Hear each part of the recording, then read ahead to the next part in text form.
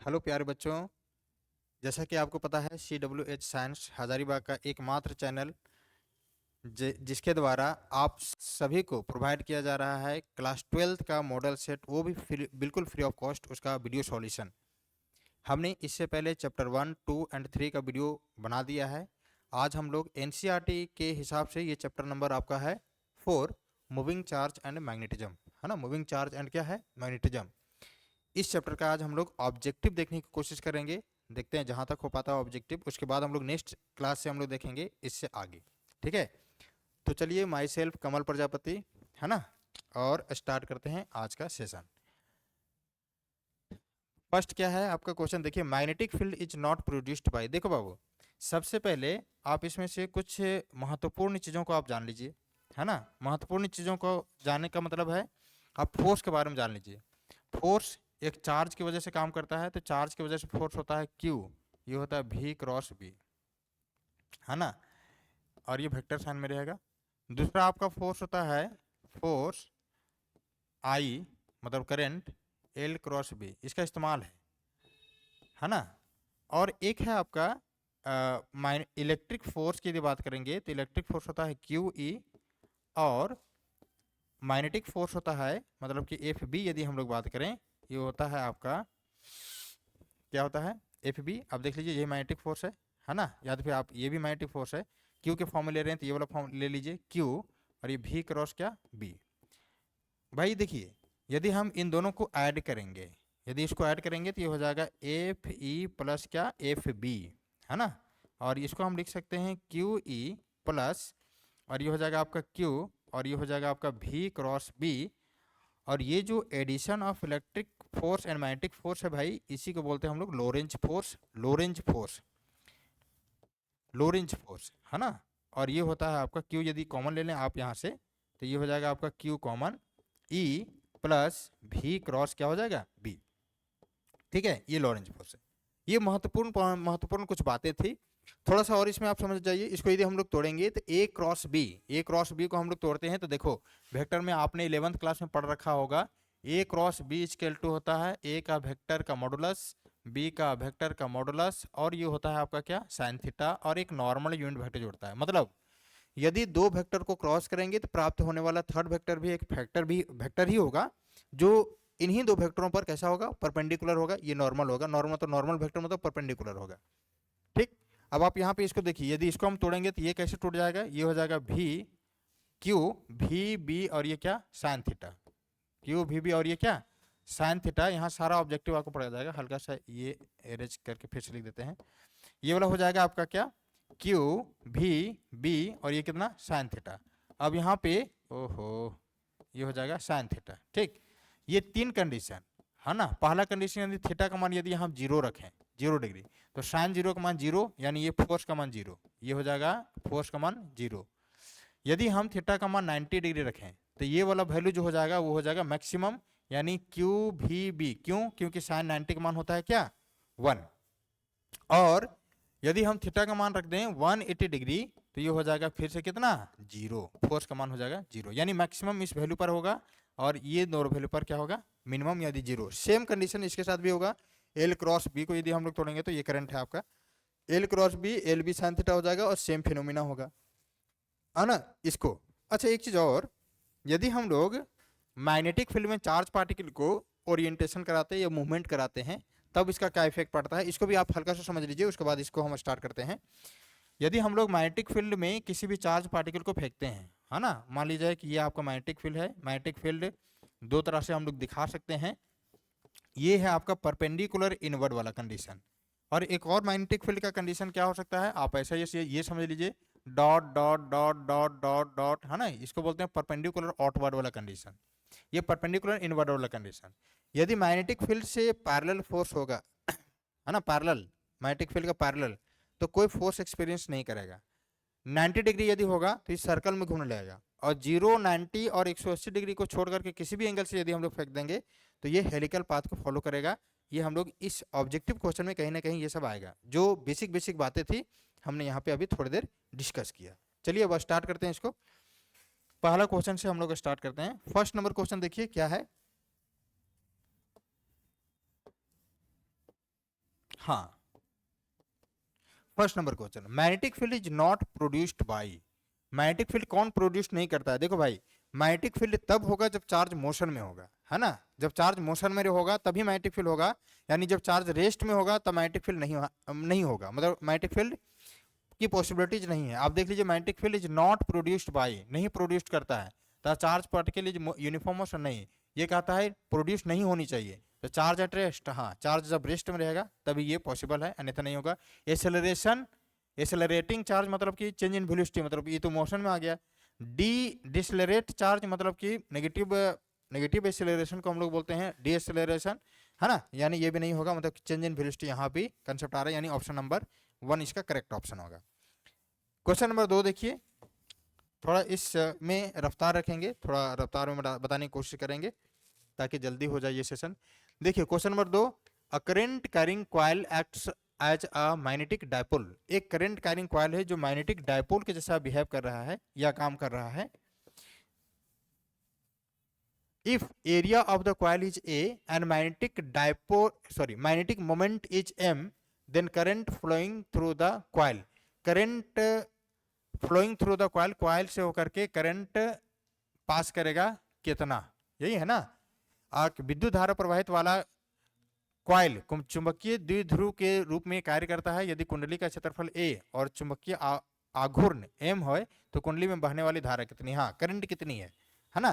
तो करंट कितनी है, देखिए इसका मोमेंट कितना है, डायपोल मोमेंट कहाँ गया m, है ना। कितना एरिया है a, यानी total magnetic moment divide by area यदि हम लोग करेंगे तो इतना करंट बहेगा, ठीक है। यानी इस पार्टिकुलर क्वेश्चन का ऑप्शन नंबर ए करेक्ट हो जाएगा। क्वेश्चन नंबर 3 देखिए, अ मूविंग चार्ज प्रोड्यूस्ड। देखिए भाई, एक मूविंग चार्ज, सबसे पहले आप ये समझिए कि चार्ज रेस्ट से मोशन में जाएगा तभी वो मूवमेंट करेगा। तो जब चार्ज रेस्ट में था तब इलेक्ट्रिक फील्ड प्रोड्यूस्ड होता था, और जब चार्ज मोशन में गया तो मैग्नेटिक फील्ड प्रोड्यूस्ड हुआ, और जब चार्ज एसेलरेट कर गया मतलब कि चेंज इन वेलोसिटी हुआ, तब ये इलेक्ट्रिक और मैग्नेटिक दोनों फोर्स प्रोड्यूस करने लगा, मतलब इलेक्ट्रिक फील्ड और मैग्नेटिक फील्ड दोनों का कंडीशन आने लगा। आपसे ये पूछ रहा है मूविंग चार्ज प्रोड्यूस करता है, मूविंग चार्ज, तो ओनली इलेक्ट्रिक फील्ड नहीं, इलेक्ट्रिक और मैग्नेटिक दोनों होना चाहिए, ओनली मैग्नेटिक नहीं, इलेक्ट्रिक और मैग्नेटिक फील्ड बोथ, हाँ, तो बोथ होगा, है ना। ये वाला भी ऑप्शन नहीं होगा, यानी ऑप्शन नंबर सी इस क्वेश्चन का सही हो जाएगा, है ना। क्वेश्चन नंबर 3, क्वेश्चन नंबर 4 देखिए, हाँ, क्वेश्चन नंबर 4, क्वेश्चन नंबर 4 का इंग्लिश वर्जन का है, हाँ, यहाँ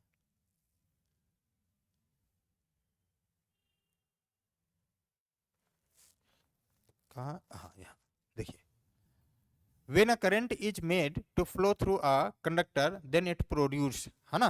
हाँ देखिए, when a current is made to flow through a conductor then it produce, जब करंट कंडक्टर से होकर के बहता है ना, बहता है, तो ये क्या प्रोड्यूस करता है, कंडक्टर से होकर के बहेगा तब। सबसे पहली बात, ये मोशन में है ना, खुद मोशन में है। मोशन के कहा इसमें बताया गया है कि फ्लो कर रहा है, फ्लो कर रहा है, किसके थ्रू फ्लो कर रहा है, तो कंडक्टर के थ्रू फ्लो कर रहा है, इसका मतलब इलेक्ट्रिक फील्ड नहीं होगा, है ना। ये केवल होगा क्या, magnetic field, electric field and magnetic field ये नहीं पॉसिबिलिटीज है, ये भी नहीं होगा, यानी ऑप्शन नंबर 20 क्वेश्चन का सही हो जाएगा। क्वेश्चन नंबर 5 देखिए, क्वेश्चन नंबर 5, क्वेश्चन नंबर 5 है आपका, 1 ampere current is flowing through a wire of length L, it is placed parallel to uniform magnetic field, the work done on it will be। देखिए work done बराबर क्या होता है, work done बराबर होता है W बराबर F dot S, force into displacement, है ना। सबसे पहले आप फोर्स के बारे में आप सोच लीजिए, ये क्या कह रहा है, पैरेलल की कहानी कह रहा है ना, कहाँ गया ये पैरेलल मतलब थीटा का मान कितना, 0 डिग्री।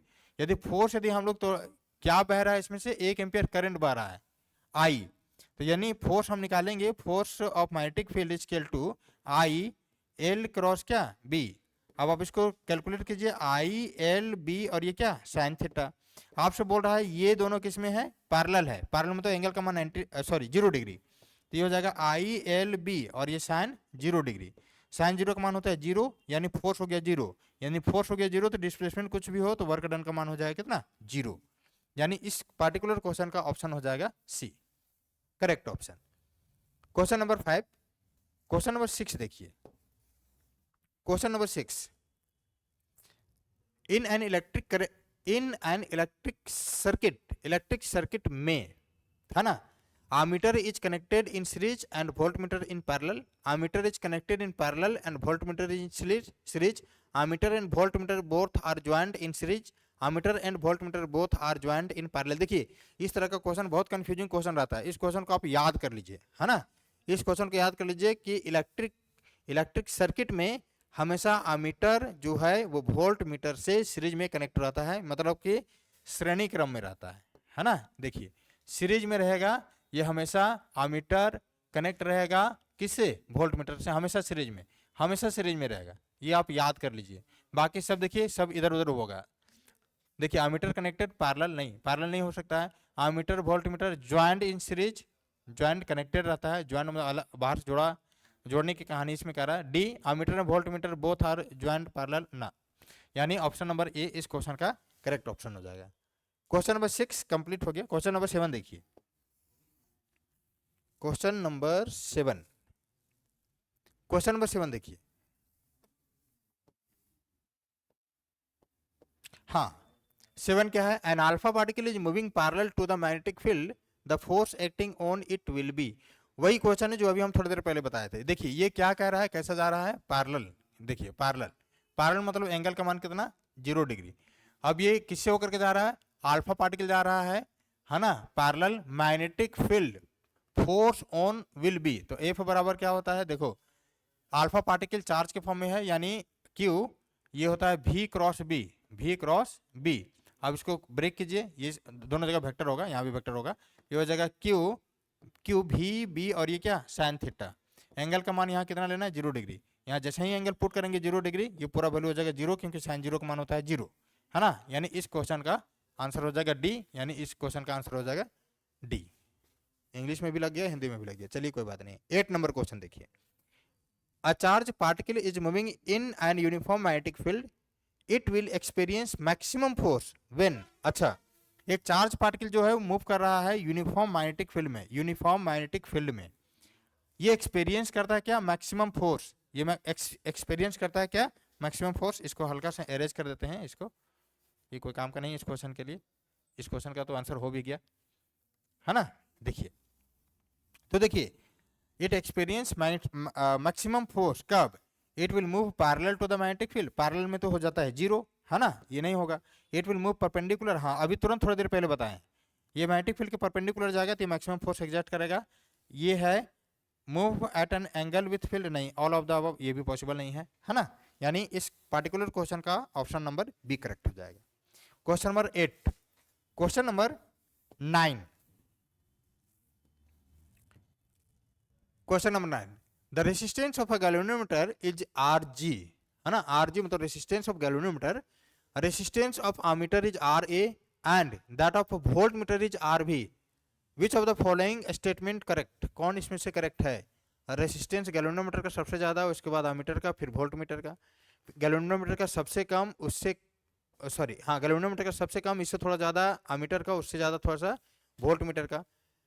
रेसिस्टर का अमीटर फिर वोल्टमीटर, यानी हाँ 1 मिनट इसको आप समझ लीजिए थोड़ा सा, और ये क्वेश्चन याद ही करने वाला है, इसको भी आप ध्यान में रखिएगा।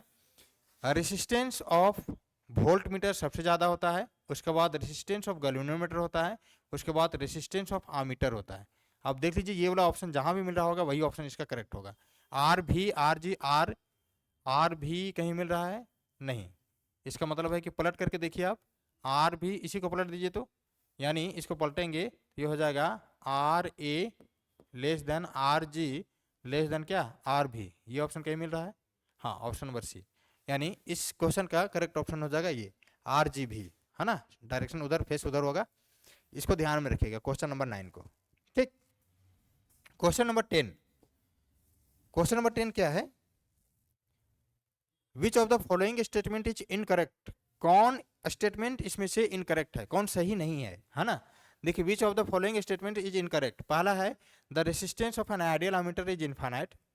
अच्छा, resistance of an ideal ammeter is 0। C, the torque acting on a coil in uniform magnetic field is maximum when its plate when its plate is parallel to the field, the magnetic field is not uniform at the center of the current carrying coil. तो the resistance of an ideal ammeter is infinite. Ideal ammeter का जब ideal ammeter का जब resistance infinite होगा तभी ये possible है, यानी इस क्वेश्चन का ऑप्शन नंबर ए करेक्ट हो जाएगा। ठीक है, question number 10। Question number 11, question number 11 क्या है देखिए, क्वेश्चन नंबर 11, अच्छा यहीं ऊपर में होगा। Question number 11, magnetic effect of electric current was discovered by, magnetic effect of electric current को कौन डिस्कवर किया था?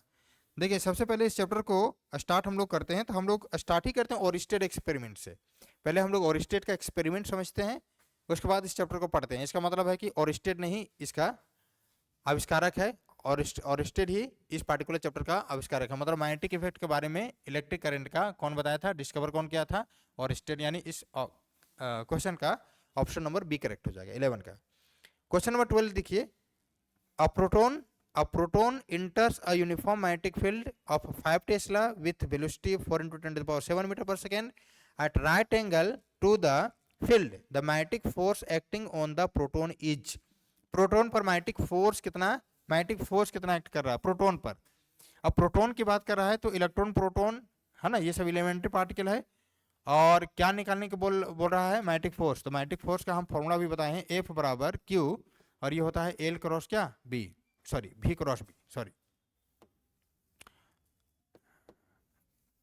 ये V क्रॉस B, तो ये हो जाएगा आपका क्या Q, और ये V क्रॉस B। आप केवल इसमें बैठा दीजिए Q मतलब कि चार्ज ऑफ प्रोटॉन, ये है आपका 1.6 × 10⁻⁻19, और ये हो जाएगा आपका V क्रॉस B, मतलब V का मान कितना है, वेलोसिटी कितना है 4 × 10⁻7, और B मतलब मैग्नेटिक फील्ड 5 टेस्ला है, 5 टेस्ला इंटू ये, इसको तोड़ेंगे तो V क्रॉस B को तोड़ेंगे तो VB sin थीटा होगा।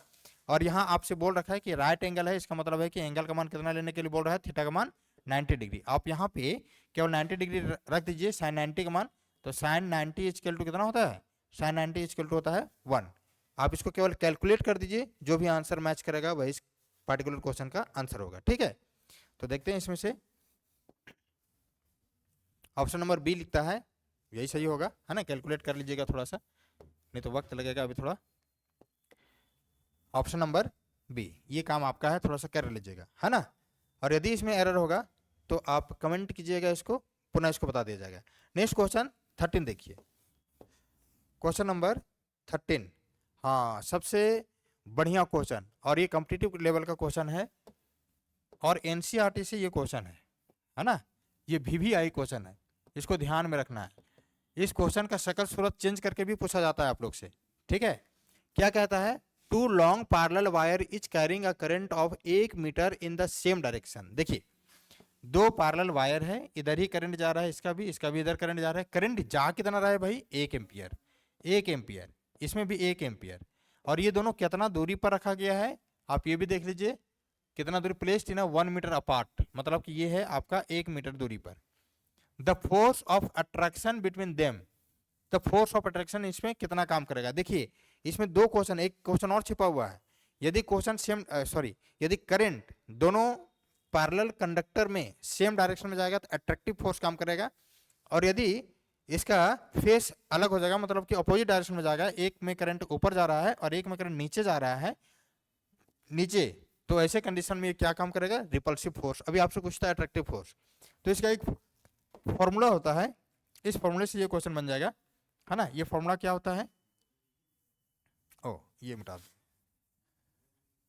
ये फॉर्मूला क्या है, देखिए इसमें आपसे जा रहा है 1 एम्पियर, इसमें भी जा रहा है आपका 1 एम्पियर, और ये सेपरेशन कितना है भाई, ये सेपरेशन है आपका 1 मीटर। इसका फॉर्मूला क्या होता है, F इक्वल टू होता है μ0/2π, है ना, I1 × I2 क्या D। ठीक है, अब देखिए ये 2π है, तो इसको 4 बनाने के लिए, क्योंकि हम जानते हैं μ0/4π का वैल्यू होता है 10⁻⁻7। ठीक है, तो ये μ0 तो 4π है नहीं, 2π है, तो आप एक काम कीजिए 2 से इसको गुना भाग कर दीजिए। ठीक है, ये फॉर्मूला होता है। अब इसको सेट कीजिए तो एफ इजकल टू ये हो जाएगा म्यू नॉट बाई 2 × 4 यानी 4 पाई नीचे हो गया, और इनटू हो जाएगा 2 I1 I2 और बाई क्या डी। अब इसमें केवल बैठा दीजिए, इसका वैल्यू होता है 10⁻⁻7 जैसा कि अभी हमने बताया था, और ये हो जाएगा आपका 2 इंटू I1 का मान 1 एम्पियर, इसका भी मान 1 एम्पियर डिवाइड बाई ये हो जाएगा कितना डी, इसका 1, यानी इस क्वेश्चन का आंसर हो जाएगा 2 × 10⁻, ओहो, इसका आंसर हो जाएगा 2 2 2, तेरी चल क्यों नहीं रहा है, इसका आंसर हो जाएगा 2 इंटू 10⁻⁻⁻7 और न्यूटन होगा, क्योंकि न्यूटन पर मीटर दिया होगा, हाँ न्यूटन पर मीटर, क्योंकि फोर्स पर यूनिट लेंथ में ये निकलता है। तो आप देख लीजिए 2 × 10⁻7 न्यूटन मीटर, केवल ऑप्शन मिल रहा है ना, ऑप्शन नंबर 1 करेक्ट हो जाएगा। ठीक है, ये बहुत इंपॉर्टेंट क्वेश्चन है और बहुत अच्छा क्वेश्चन है, कॉम्पिटिटिव एग्जामिनेशन में ये क्वेश्चन कई बार पूछा जा चुका है। इसमें इस करंट को थोड़ा थोड़ा अलग भी कर सकता है, करंट को अलग अलग कर सकता है, मतलब इसमें आप 5 एम्पियर भेज दिया, इसमें 5 एम्पियर, इसका सेपरेशन थोड़ा सा घटा या बढ़ा दिया, ऐसा कुछ। तो ये फॉर्मूला बहुत इंपॉर्टेंट है, इसको आप ध्यान में रखिएगा, ये फॉर्मूला होता है। और इसको सेट करने के लिए 2 से हम लोग गुना भाग करते हैं, या तो फिर आप ऐसे भी ध्यान में रख सकते हैं कि F equal to mu not by 4 pi, और यहीं गुना कर दीजिए आप 2 से, 2I1 और ये I2 डिवाइड बाई क्या डी, ये इसका फॉर्मूला होता है ना। यहाँ से क्वेश्चन बन जाएगा। क्वेश्चन नंबर 13, क्वेश्चन नंबर 14 देखिए, क्वेश्चन नंबर 13 नहीं था ना, हाँ question number 14, question number 14 the expression for Lorentz force, अभी तुरंत क्लास के स्टार्ट में ही बताए थे, लॉरेंज फोर्स कॉम्बिनेशन होता है इलेक्ट्रिक फोर्स और मैग्नेटिक फोर्स का, है ना। तो इलेक्ट्रिक फोर्स और मैग्नेटिक फोर्स का ये कॉम्बिनेशन होता है। तो इलेक्ट्रिक फोर्स में कितना होगा, एफ इजकल टू होता है क्यू ई, और एफ बी इजकल टू होता है क्या क्यू, और ये हो जाएगा आपका V क्रॉस B। अब आप इसको जोड़ करके जोड़ लीजिए, जो आएगा वही इसका आंसर होगा। मतलब ये देख लीजिए force E V cross B, सी वाला ऑप्शन होना चाहिए, जैसा कि अभी हम बताए थे। जोड़ करके देख लीजिए इसको आप, Lorentz force L equal to हो जाएगा क्यू ई, है ना, और वेक्टर साइन दे सकते हैं, क्रॉस लगा हुआ है इसलिए प्लस, ये हो जाएगा Q और ये हो जाएगा V क्रॉस क्या B। अब यहाँ से आप ले लीजिए कॉमन लीजिए Q को, Q हो जाएगा, ये हो जाएगा आपका E, और ये प्लस V क्रॉस कितना हो जाएगा B, है ना। ये इसका सही ऑप्शन होगा, यानी ऑप्शन नंबर सी करेक्ट हो जाएगा।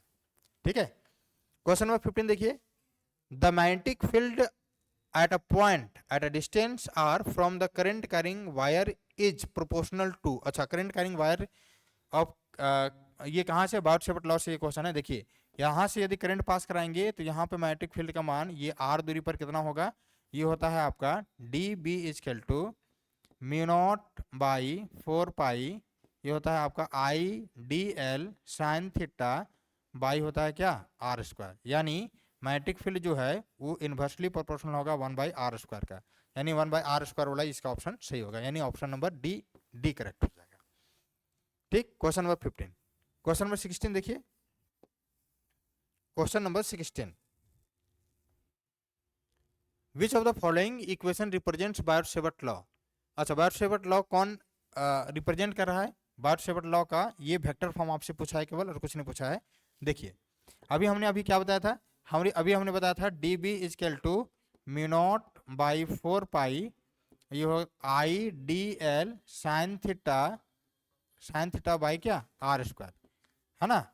तो एक काम कीजिए, यहाँ यूनिट वेक्टर केवल जोड़ दीजिए, यूनिट वेक्टर, है ना, यहाँ एरो लगा करके, तो ये कितना हो जाएगा, ये हो जाएगा आपका म्यू नॉट बाई 4 पाई, और ये हो जाएगा I/dl साइन थीटा, और यूनिट वेक्टर को तोड़ेंगे तो r का वेक्टर और डिवाइड बाई r के वेक्टर का मैग्नीट्यूड, मतलब ये हो जाएगा r का वेक्टर का q हो जाएगा, आप केवल r/q भी लिख सकते हैं। अब ये हो जाएगा I तो बाहर हो जाएगा, I बाहर, और ये हो जाएगा देखिए dl है और ये r है ना, dl है और ये r है, मतलब dl क्रॉस r, dl और ये क्रॉस कितना हो जाएगा r, और डिवाइड बाई आपका कितना हो जाएगा r का वेक्टर का q, मिला लीजिए, जो ऑप्शन होगा वही होगा, है ना। पहले r का q ढूंढिए, नीचे कौन है, ये वाला है, mu not by 4 pi I बाहर है, dl क्रॉस r है ना, ये दोनों क्रॉस में है, ये दोनों। ठीक है, ऑप्शन नंबर डी करेक्ट हो जाएगा। ठीक है, क्वेश्चन नंबर 17 भी देख लीजिए, डायमेंशन ऑफ परमियाबिलिटी, है ना, परमियाबिलिटी। देखिए परमियाबिलिटी, हाँ देखिए इसमें परमियाबिलिटी का आपसे पूछा जा रहा है क्या, डायमेंशन। तो परमियाबिलिटी का डायमेंशन हम लोग कैसे निकाल सकते हैं, अभी ये बायोट-सेवर्ट लॉ अभी बताए थे, वहीं से निकल जाएगा। बी बराबर हमने बताया था mu not by 4 pi I D L sine theta by क्या, आर स्क्वायर। ये चाहिए, ये म्यू नॉट का वैल्यू है ना, यही है परमियाबिलिटी। देखिए एप्सिलॉन नॉट और म्यू नॉट ये हमेशा आपको मिलेगा इलेक्ट्रिक फील्ड में, ये हमेशा मिलेगा आपको मैग्नेटिक फील्ड में। इसको बोलते हैं absolute permittivity in free space. इसका वैल्यू होता है 8.85 इंटू 10⁻12, है ना, और इसका यूनिट भी होता है।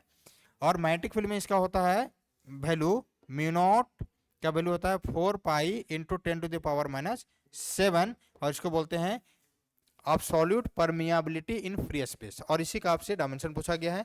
डायमेंशन आपको कहाँ से मिलेगा, तो आपको मिलेगा ये बायोट-सेवर्ट लॉ से। यहाँ से निकालने की कोशिश करें, देखिए ये म्यू नॉट निकालना है, बी बी यहाँ आ जाएगा, ये 4 है कांस्टेंट, पाई भी कांस्टेंट है, पाई का वैल्यू जानते हैं 22/7, इसका यूनिट डायमेंशन नहीं होता, छोड़ देते हैं। इसको इधर ले आएंगे, आर स्क्वायर है तो आर स्क्वायर, और डिवाइड बाई इसको यहीं छोड़ दे रहे हैं, आई और डी एल आइए, I into D L sine theta trigonometric ratio है, इसका भी यूनिट और डायमेंशन नहीं होता है, तो आप वहीं पे छोड़ दीजिए, और ये हो जाएगा कितना म्यू नॉट। अब आप इसको सॉल्व कर लीजिए, इसका होगा टेस्ला, और ये हो जाएगा इसका मीटर स्क्वायर, और डिवाइड बाई आई है, आई मतलब करंट मतलब एम्पियर, और डीएल मतलब मीटर। 1 मीटर से 1 मीटर यहाँ मुस्कुरा करके कट जाएगा, है ना। और टेस्ला, टेस्ला मतलब कि इसका आपको चाहिए डायमेंशन पहले, तो टेस्ला मैग्नेटिक फील्ड का यूनिट होता है। तो मैग्नेटिक फील्ड यहाँ से आप देख लीजिए कहाँ से निकल जाएगा, क्यू भी बी, और ये साइन थीटा स्केल टू होता है एफ, है ना। यानी यहाँ से बी निकालो आप, बी स्केल टू हो जाएगा कितना, एफ बाई केवल क्यू और ये भी, क्योंकि क्यू और भी लाए नीचे, बी तो हमको चाहिए, एफ ऊपर हो गया, साइन थीटा का यूनिट और डायमेंशन नहीं होता है, इसको डायरेक्ट डायमेंशन में बदल दीजिए। फोर्स का डायमेंशन होता है एम एल टी माइनस 2, और डिवाइड बाई क्यू का होता है ए टी, और इसका होता है क्या एल टी माइनस 1, है ना, एल टी माइनस 1। कुछ कट रहा है तो काट लीजिए, यहाँ पे ये कट रहा है, ये कट रहा है, और क्या कट रहा है, और कुछ कट रहा है क्या, इसको सेट कर लीजिए। एम और एल तो बचा नहीं, टी के बारे में सोचो, टी ऊपर ले चलो, तो ये हो जाएगा t⁻⁻3, क्योंकि यहाँ माइनस एक यहाँ है। अच्छा ये टी और ये टी भी कैंसिल हो जाएगा, यानी आपसे टी का जो वैल्यू है यहाँ पर केवल एक तो बचेगा -2, और क्या बच रहा है ए, तो ए ऊपर ले जाइए -1 हो जाएगा, ठीक है। मतलब आप समझ लीजिए बी का वैल्यू इतना आया है, यानी टेस्ला बी की जगह पर यहाँ पुट कर लीजिए आप, ये वाला वैल्यू कहाँ गया एम, और ये हो जाएगा क्या एल तो 0 हो गया, t-2, और ये आपका कितना है a-1, और यहाँ पे क्या बच रहा है मीटर, तो मीटर बच रहा है, तो यहाँ हो जाएगा l, और नीचे a बच रहा है, a बच रहा है नीचे, और यहाँ मीटर है, मीटर का हो जाएगा l, इसको सेट कीजिए, ये हो जाएगा m, ये वाला l, और ये t-2 और a-1 हो जाएगा, है ना, ये इसका डायमेंशन हो जाएगा। आप मिलाइए तो m-l-t-2 a-1, m-l-t-2 m-l-t-2 a-2, यही ऑप्शन होगा, ऑप्शन नंबर ए करेक्ट हो जाएगा, ठीक है। यूनिट और डायमेंशन से ये क्वेश्चन था, इसका डायमेंशन केवल निकालना था आपको, डायमेंशन ऑफ परमियाबिलिटी का ध्यान रखिएगा। इसको बोलते हैं absolute permittivity in free space, हमेशा इलेक्ट्रिक फील्ड में होगा, इसका वैल्यू 8.85 इंटू 10⁻12, ये हमेशा अब्सोल्यूट परमियाबिलिटी कहते हैं इसको, ये हमेशा मैग्नेटिक फील्ड में होगा, और इसका वैल्यू जो होगा 4 पाई इंटू 10⁻7 होगा, ठीक है। क्वेश्चन नंबर 18, और ये आज का लास्ट क्वेश्चन है, इसमें बहुत सारा क्वेश्चन है, तो अगला वीडियो लेक्चर में इसको कंप्लीट करने की कोशिश करेंगे।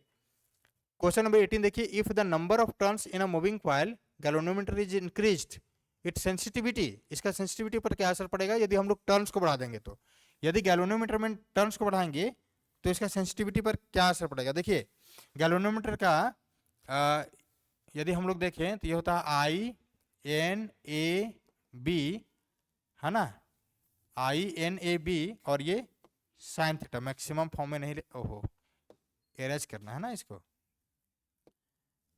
तो इसके गैल्वेनोमीटर का ना, तो ये हो जाएगा INAB, और ये हो जाएगा क्या g, यानी n नंबर ऑफ टर्न यदि बढ़ाएंगे तो गैल्वेनोमीटर का सेंसिटिविटी है वो भी क्या होगा, बढ़ेगा, यानी इंक्रीज करेगा। ठीक है, आई होप कि ये सारा क्वेश्चन आपको अच्छे तरीके से समझ में आया होगा। बिल्कुल इजी क्वेश्चन है। इससे अगला नेक्स्ट क्लास में हम लोग देख लेंगे, नेक्स्ट वीडियो लेक्चर में इससे आगे, मतलब क्वेश्चन नंबर 18 से आगे, है ना। तो ये 2 पार्ट में बन जाएगा। ऐसे भी ये जो चैप्टर है काफ़ी लंबा है, तो इसमें थोड़ा सा वक्त लगेगा। अभी क्वेश्चन नंबर 18 तक बताया गया है। 18 के आगे शायद ये 36 तक ये होगा, 36 या समथिंग ऐसा कुछ, है ना। एक बार देख लेते हैं हम क्वेश्चन नंबर कितना तक है ये, 34, 35, 35, हाँ 35 क्वेश्चन है। ठीक है, तो इसको नेक्स्ट वीडियो लेक्चर में कंप्लीट करने की कोशिश करेंगे। ठीक है, आप लोग देखते रहिए CWH साइंस हजारीबाग, और मुझे आशा नहीं पूर्ण विश्वास है कि इस चैनल से आप लोग को बहुत ज़्यादा बेनिफिट होगा।